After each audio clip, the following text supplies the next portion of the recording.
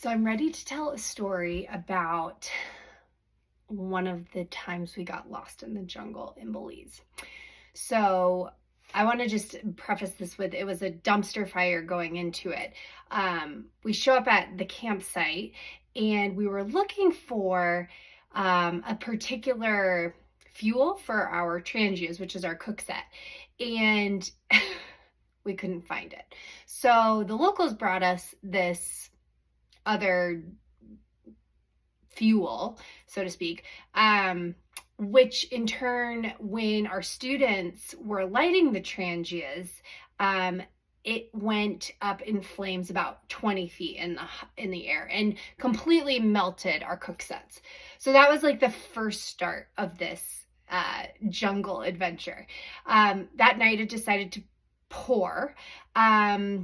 And then because it was pouring, I was actually floating in my tent. Like I woke up in the middle of the night and my sleeping pad was just like, it was essentially like a floating mattress in my tent. So that was the second thing that had happened.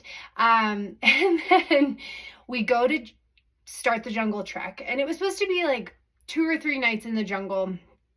And then we were going to come back to this outfitter's post where we had started. And so we go and the jungle is completely overgrown. Like, generally speaking, when you go to the jungle or you're going on some outfitter, they go in and like chop it down beforehand because it grows so fast. And so nobody had done that. And so we're going, and as we're going, we're realizing that we're not making it to the spots that we needed to hit to. We weren't camping where we were supposed to camp.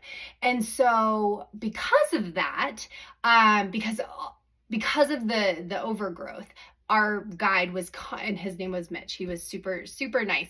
He was constantly like chopping down things with his machete. We would walk a little bit and then he'd stop. I'll never forget, like day 1, we were walking and I had this like intense pain, like climbing up my leg, and I started like kind of losing it, right? And like ripped off my pants in front of Mitch and all the girls, because we were on a full girls team. Just to find an army ant like biting its way up my leg. So that didn't feel super good, but you know, I lasted, I survived. And then we kept moving on. And we always had to like create a new camp spot. We weren't getting to the spot that we were supposed to get to. And so what ended up happening was we had stayed in the jungle 2 nights in 2 very different camp spots that we were supposed to get to. And on the 3rd day, we were making it to this particular area that was a boulder field. And we were supposed to get there in the afternoon because it was really big boulders that we had to climb over. And what ended up happening was we didn't get there till after dark. So big, huge boulders, middle of the night. You might be asking like, well, why didn't you just camp out on either side? Well, there was a river pretty close by and the risk of flash flooding was pretty high. So we couldn't do that. So we really had to make it past the site in order to get to our next campsite. So we're climbing these boulders, and it's turning out to be a bit of a process, because as we're climbing them, you know, we've got big packs on. And so our guide, Mitch, and then he had an assistant guide. We were kind of passing the backpacks to and from. And so when we would get to a space, we'd all put our backpacks back on and get ready to just kind of wait for the next section of this boulder field. And one of my girls had her backpack on, and she leans back and there's nothing behind her except like a gap and a boulder, and she falls. But I want to say that I'm so grateful she had her backpack on, because she was wedged in between 2 rocks. Well, this started just waterworks, like incredible waterworks in our group. rightfully so, right? We had probably 10, I think we had 10 challengers with us, 10 students, 2 female teachers, and it was mayhem. Like everyone bawling. I was like getting told, Courtney, you have to air evacuate us. Like, you've got to get us out of this situation.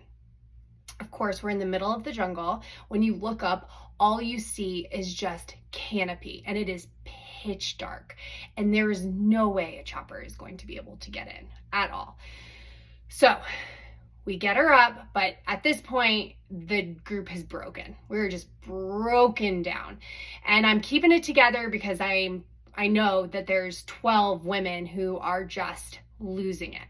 So I'm like, we just got to get through. We just got to get over this. We've got this. Like, I have full faith that we are going to do this. So we get past the boulder field, and now we're lost in the jungle. So Mitch is going off and trying to find where we are because it's the middle of the night.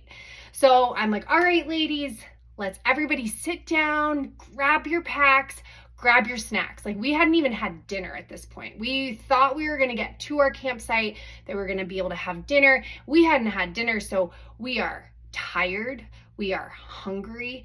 We just had a possible near miss, which I'm so grateful to say that it was all resolved and she was fine. But I was like, time for snacks. So we all sit down on our packs, and we're just like pulling out snacks. And before you know it, like 30 minutes had gone by, and Mitch was like, I found our way out. Great. Perfect. So as we're walking out, probably 20, 30 minutes later, we see this kind of over, like this building with no sidewalls. It kind of just looked like a pavilion, and there was lots of picnic benches in there. And the girls were like, can we please stay in here? And at that point, I was not going to argue with them. I was like, yes, 100% we can stay in here. Like, set up your tents however you want to, at least put your bug nets up. We'll just camp under the picnic tables. All is good. Well, that ended up being probably the best decision as a leader I made that night because it started downpouring. I mean, to the point where had we been in the field, the clearing that we were supposed to camp in, we would have all been floating in our tents again. So it was perfect. And it made me realize how grateful we were to get out of the jungle when we got out of the jungle, because the next day, all we had to do was walk down the road. And by the next morning, I would say the morale, the group morale, was pretty low.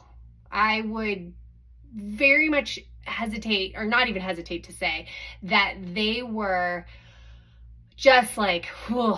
And thank goodness right after that we had a service phase. It was great, but that was like the kind of the bottom of the barrel for them. So it was pouring rain when we woke up, and I was like, ladies, I have an idea. Like, you all are tired, gross, dirty. You want to take showers? And they're like, yes. And I'm like, great.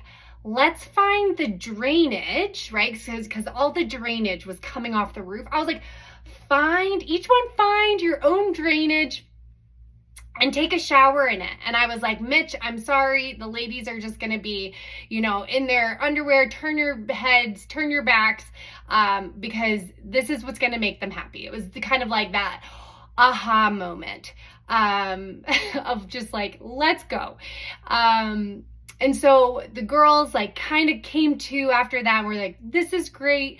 After that particular moment when we got through the jungle, we actually were told by the outfitter that they didn't think we were going to make it, which I thought was kind of comical. I was like, if you knew me, like, you would know that we're going to make it.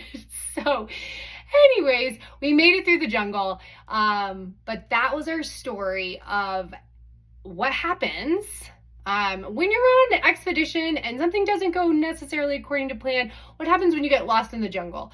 So I hope you enjoyed that, and the rest of the expedition ended up going lovely. We had a wonderful service phase at a local school, and then we got to go to the Keys and have some beautiful time in the sun and sand, and it was pretty magical after that. So